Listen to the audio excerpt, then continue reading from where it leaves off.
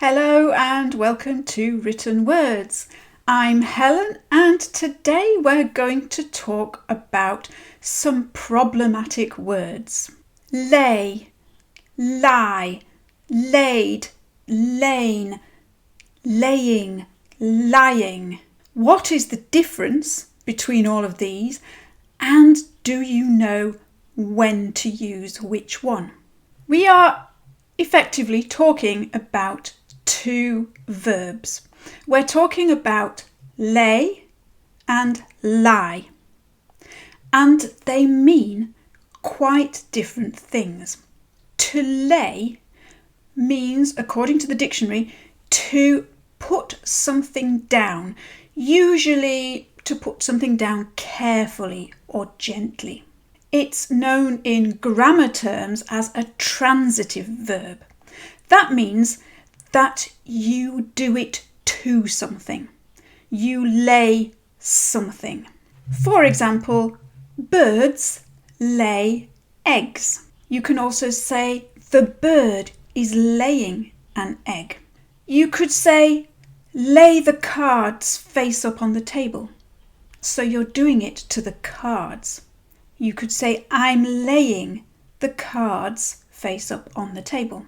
If we were to put those verbs in the past tense, we might say something like the bird laid an egg, or he laid his cards on the table. We could say that bird has been laying an egg for ages, or the man has been laying carpets for years. He's very experienced. So that's the verb to lay.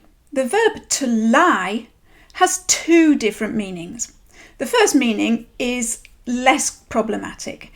If we lie, it means the opposite of telling the truth. So in the present tense, we might say something like, I couldn't tell her the truth, so I had to lie to her. Or, are you lying? And in the past, we might say, I lied to her. Or, I was lying when I said that. That's one meaning of lie. But the other meaning of the verb to lie means to be or to become in a horizontal position. And this, in grammatical terms, is an intransitive verb. We don't do it to something, we just do it. We do it by ourselves, so there is no object or thing on the receiving end. We might say, it's fun to lie on the grass and gaze at the clouds. Or we might say, when I'm lying in bed at night, my mind starts to race. So I'm lying in bed at night. I'm not doing it to anything. I'm just doing it. When I'm lying on the grass, I'm not doing it to anything. I'm just doing it. In the past tense, this is where the confusion begins, because the past tense of lie is lay. So it's the same word as the present tense of lay. So in the past tense, we might say, as I lay there thinking, I realised something.